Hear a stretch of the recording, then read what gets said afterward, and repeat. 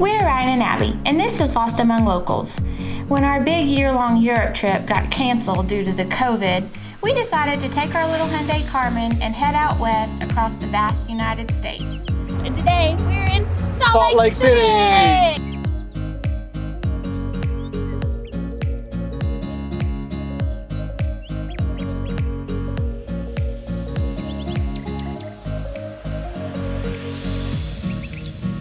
So most of you guys know Salt Lake City is like the home and hub of the Mormon Church, or the Church of Latter-day Saints, formed in the 1800s by Joseph Smith and compadres. So this area of Salt Lake City has all of the temples and churches, tabernacles for that particular faith. Obviously, we're not Mormon. We know a little bit about it, but the architecture is pretty stellar, and it's a big part of the history of Utah. So we're going to take a look around. I love how people think all this digital stuff is more convenient. It is not more convenient. It is not more convenient for me to have to download an app, make a profile, fill out all this account information just to pay to park my car. It is much more convenient to put my quarters in. It looks like this original temple was built in 1847, so it's been here quite a bit by American standards, and they are just doing remodeling on it. I don't know the exact date, but I read online that they started the reconstruction on the tabernacle and church here, and I think it's going to take them years. Like, it's like maybe 2025 maybe, or 2023 or something. It's supposed to take a while to rebuild. The guy we're staying with told us that the original church took like 40 years to build. Okay, so the city, at least Temple Square, is weirdly quiet. Yeah. Like, it's weirdly quiet. I don't know if it's Very always peaceful. like this, or if it's just... No, it's not peaceful, it's creepy. It's creepy quiet. It's a creepy quiet. Okay, so the super nerd in me wants to go into the library and read all the articles and all the things.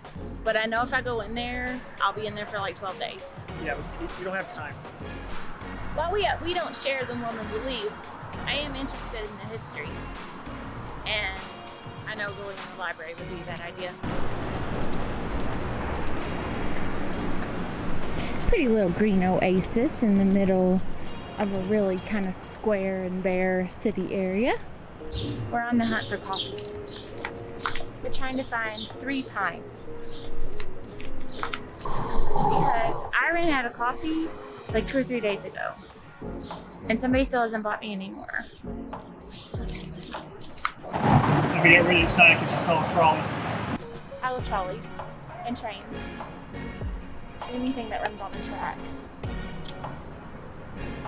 Bought this coffee for a homeless man, but then when we got back to where he was gone. So I'm gonna drink it now.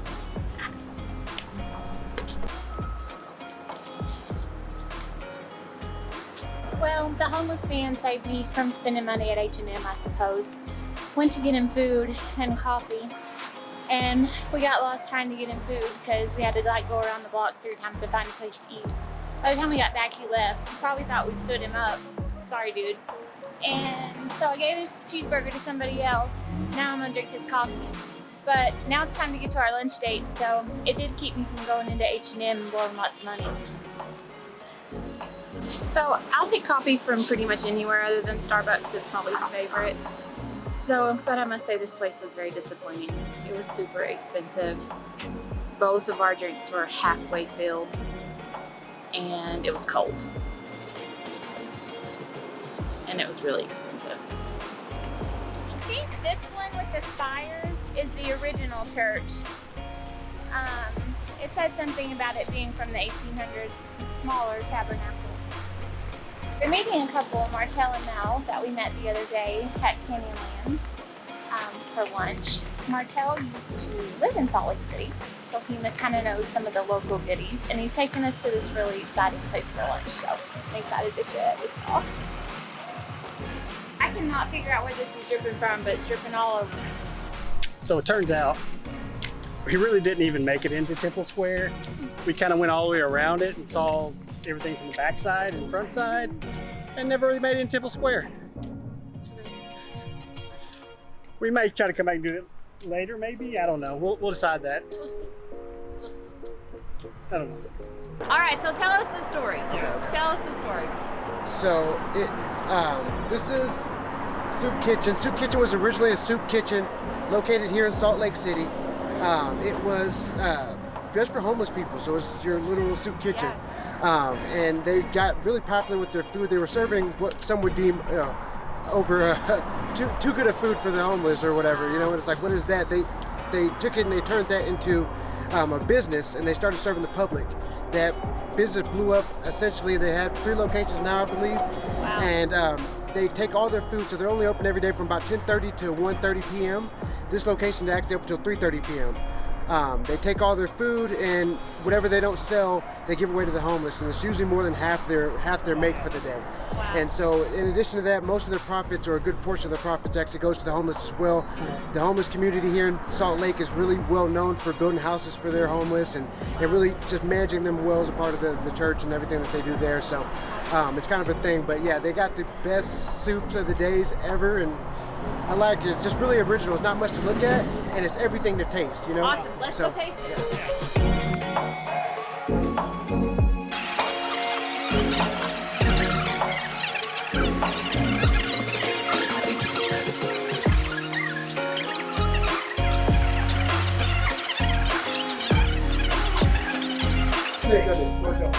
What's your name?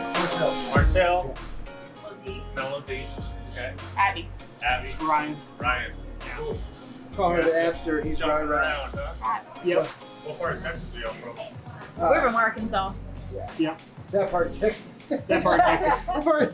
This part of Canada. Texas. That's right. Yeah. That is nice. What's your name? My name is Robbie. I Hi, started Robbie. at Soup Kitchen in the late 90s. Leslie's been here since this opened 38 years ago. The same person makes your sandwiches. Wow. Soup Kitchen started in Sugar House in 1972, a location for the skiers to come down off the mountain into the valley and grab a cup of soup. Yeah. The Aiken family are the owners. We have 4 locations, and everything's homemade, even the noodles and the chicken noodle, breadsticks, everything's freshly cut and sliced every day, so no MSG, good. no preservative. So it's an icon in Salt Lake. Yes, and it is good. Thank you, ma'am. Take care. Finished up lunch with our friends Martel and Melody. They are awesome. Met them a couple of days ago in Moab. They bought us lunch today. They're super sweet. Cool. Probably gonna end up running into them again because they're kind of on the same loop that we are. So, but then we decided we're gonna head out to Antelope Island. It is a state park, basically an island in the middle of the Great Salt Lake. Right now we're kind of driving through some salt flats. There is a fee to enter this park because it is a state park, so it's $15 per vehicle. But apparently there's some really cool stuff on this island. Our Airbnb host, Robert, really nice guy, he suggested that we absolutely had to come out here. He said there's a wild herd of buffalo or bison out here. Apparently some antelope herds as well. There's a ranch out here that you can like ride horses on. And there's lots of hiking trails and biking trails and all sorts of stuff. Of course, there's beaches and stuff. Of course, the Salt Lake is, very buoyancy, right? That's the right word for it? You're very buoyant. Yes. And so neither one of us can float. So we usually just sink whenever we try to float. Like a rock. Like a rock. So we're gonna see if we get in the water and see if we float. It smells weird. I can tell you that so far. Yep. It smells weird. We found some antelope and some bison. I'm so excited. I gotta put the big lens on.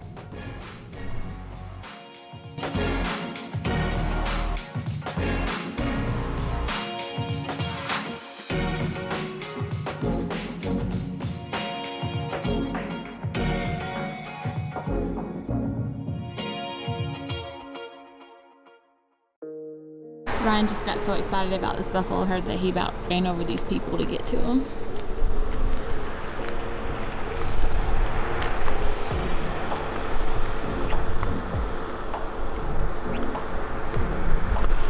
Oh, there's a baby!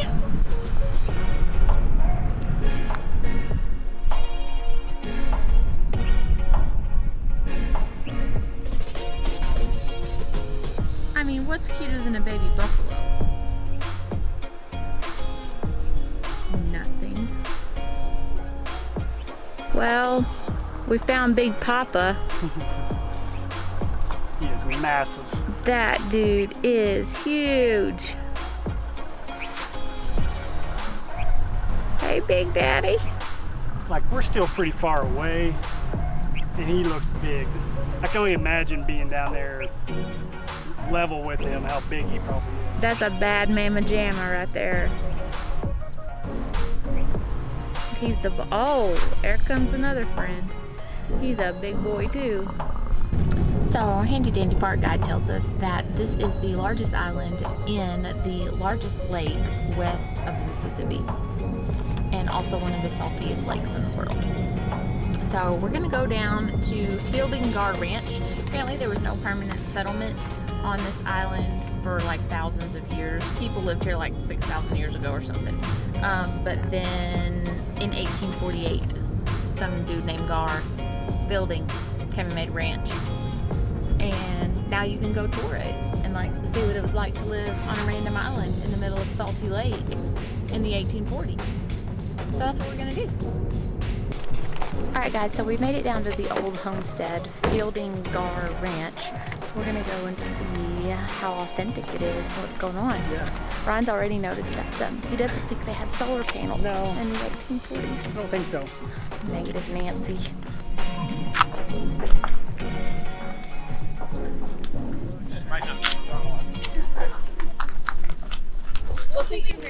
Well, it says there's a fully modern 20th century home here as well, so it's been used for quite some time.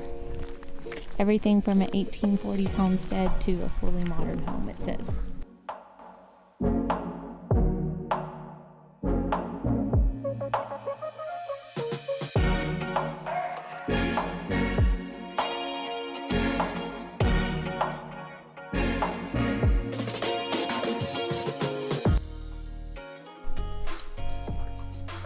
Carriage sort of thing.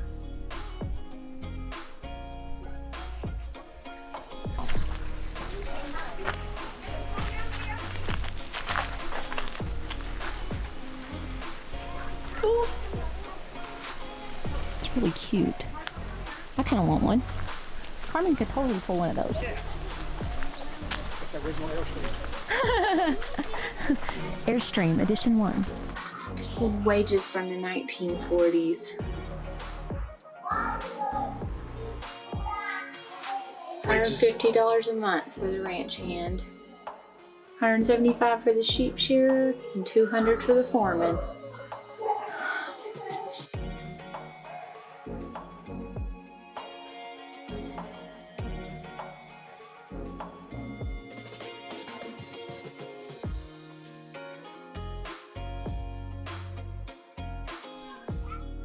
I just read about the black sheep. And I was like, why do you have black sheep? Because the white sheep wool, of course, made way more money, so we didn't get much from the black sheep. So why did they keep the black sheep in the herds? And they said it helped mark where the herds are. So if you see a herd, you kind of had a hard time seeing them sometimes. Yeah, it's hard to see them. So, but you can see the black sheep. And if the black sheep disappears, usually there's white sheep with them, so you can easier to find them. I'd have paid more money for you black sheep. I don't want your wool. This room smells like old books.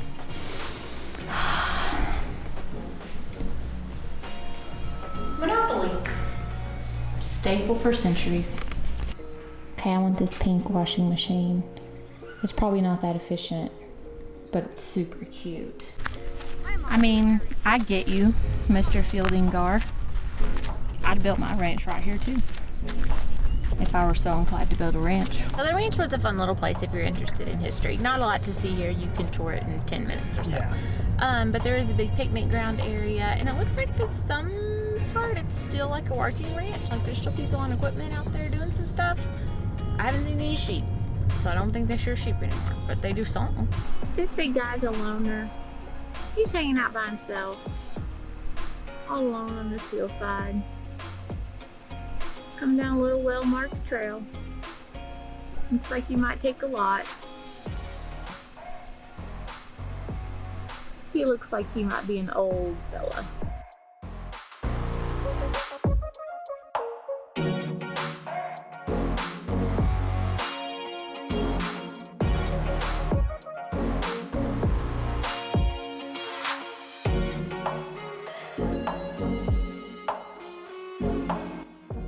Yes. Here is where you need your Baywatch run. It's true. Absolutely. They make getting to the beach here a chore. Got a long ways to go. We better get going. All right, note to the wives, don't wear your flip-flops on this trek. The sand is super hot and super thick. So it's like trudging in your flip-flop, and there's like sharp seashells and rocks and stuff in it. Yeah, don't wear your flip-flops. Put on, I don't know, some hiking sandals or something. Not your flip-flops. So weird though, we're like going through this grass field. Oh yeah, that's much better. Whew. Got out of that thick sand. It's weird that the thick sand, like beach sand, is way up not by the beach.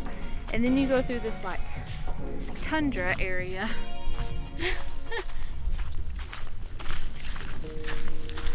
It's beautiful though, you can just see forever.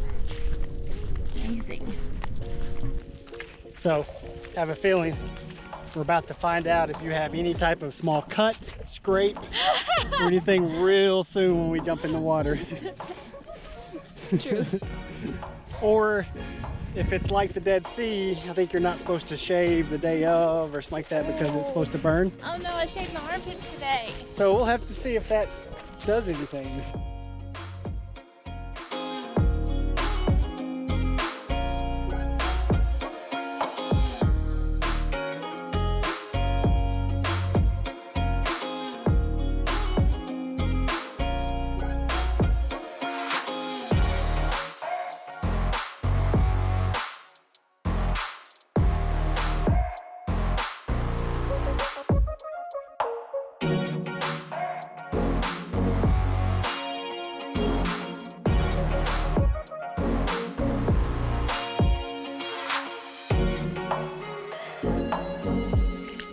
That was really disgusting. We went through like, I don't know if we heard him or swarm. saw him, but it was just a swarm. Well, you see, they're all along the water too.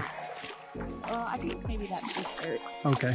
Yeah, I think that's just dirt. But right at the like beginning of the water, there's just a swarm of gnats so thick that we thought it was a dust storm at first. Yes. Turns out it's a bunch of gnats. I guess it's the smell. It is a little stingy on your legs, even when you haven't shaved. But it feels amazing.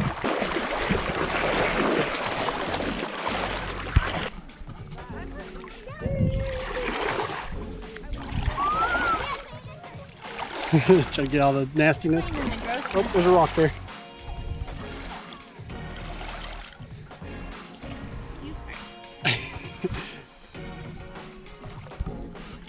All right, it's the moment of truth. Will I float or not? Will you float? I'm gonna go with yes. Yes. Yeah.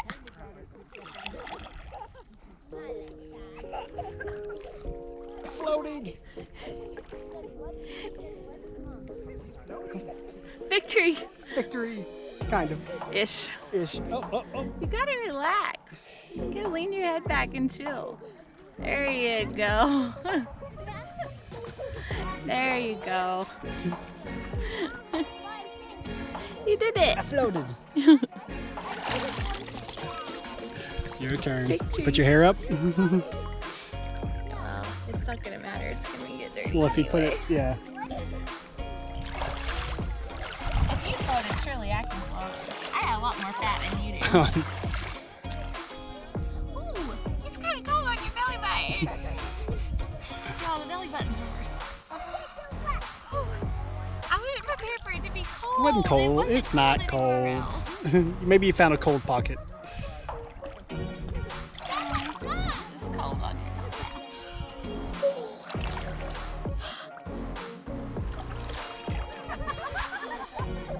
I can do it! I can do it!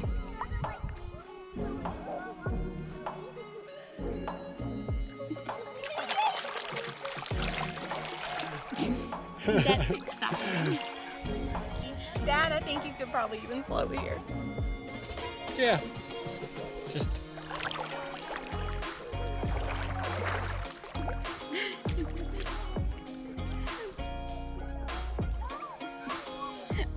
really is so gross. Yeah, it is pretty gross. There's seeds or something everywhere. Yeah, you guys can see that, but it's real gross. Oh, I splashed in my mouth. Oh, right, got it. Yeah, so salty. You got it in your mouth? Yeah, I was moving it, splashed up, and just got a little bit. And from there, salty. Yeah. I like when bad stuff happens to him, not to me.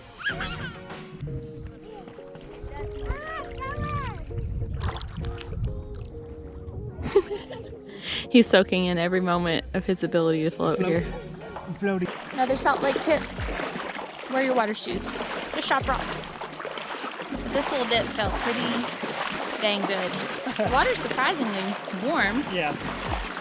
There's cold pockets. Yeah, there's cool pockets, but just enough to like feel pretty good. I know I acted like it was really cold a while ago, and it was on my belly button, but otherwise, it feels pretty awesome.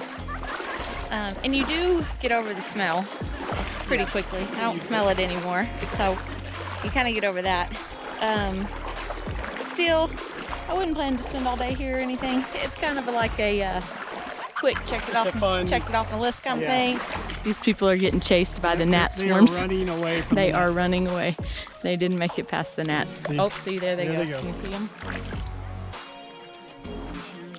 Nice shoes. Yeah. Sort of feels like the plague, or a plague. Ew. Ew, ew, ew, ew, ew. Get off my feet, get off my feet, get off my feet, get off my feet. Ew.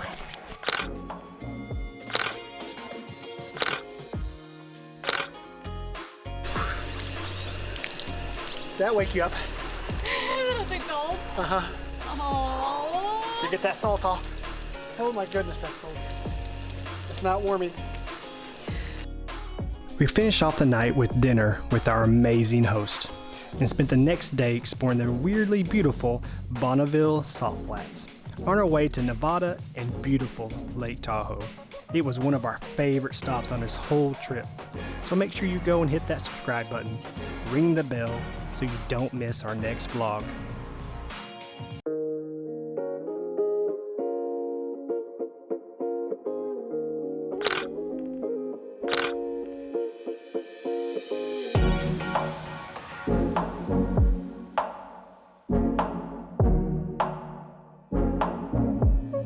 Okay, now get lost.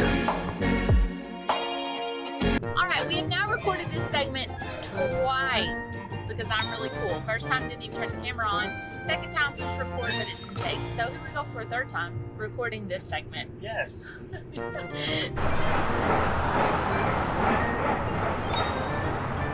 Still waiting on this payment to confirm. So convenient. Not cool, guys. Not.